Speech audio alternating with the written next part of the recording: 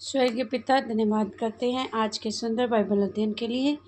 खुदावन इस अध्ययन के द्वारा हर एक को बड़ी बरकत दे, आशीष कर पिता, यीशु नाम से मांगते हैं, आमीन। हम पढ़ेंगे उत्पत्ति की किताब 13 अध्याय, अब्राम और लूत के अलग होने का वर्णन।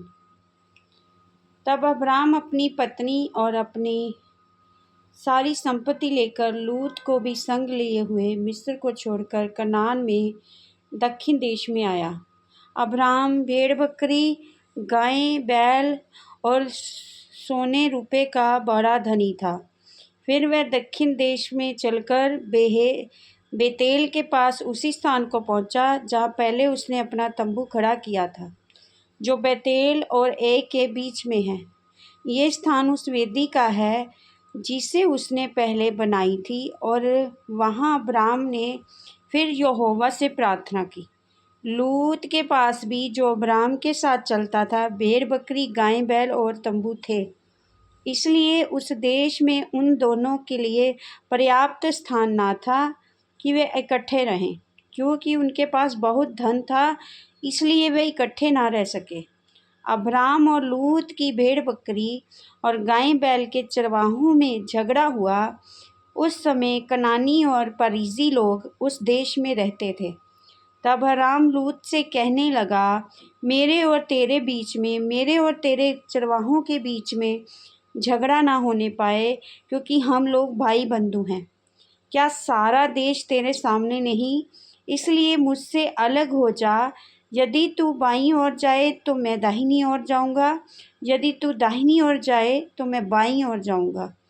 तब लूत ने आँख उठाकर यरदन नदी के पास वाली सारी तराई को देखा कि वे सब सींची हुई है।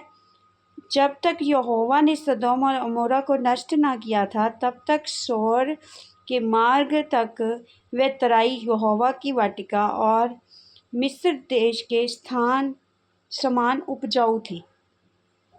इसलिए लूत अपने लिए यरदन की सारी तराई को चुन के पूर्व की ओर चला, और वे एक दूसरे से अलग हो गए। अब्राम कनान देश में रहा, पर लूत उस तराई के नगरों में रहने लगा और अपना तंबू सदोम के निकट खड़ा किया। सदोम के लोग यहोवा के लेखे में बड़े दुष्ट और पापी थे। अब्राम का हेब्रोन को जाना।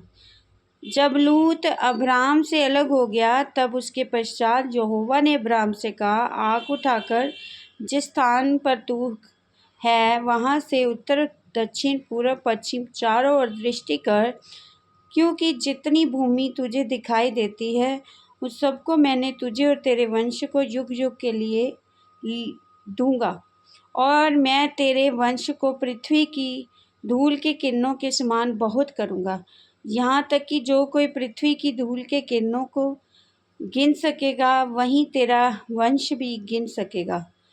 उठ, उस देश की लंबाई और चौड़ाई में चल फिर, क्योंकि मैं उसे तुझी को दूंगा। इसके पश्चात अब्राम अपना तंबू उखाड़कर नरमे के बांज वृक्षों के बीच, जो हेब्रोन में थे, जाकर रहने लगा, और वहाँ भी यहोवा के लिए एक वेदी बनाई।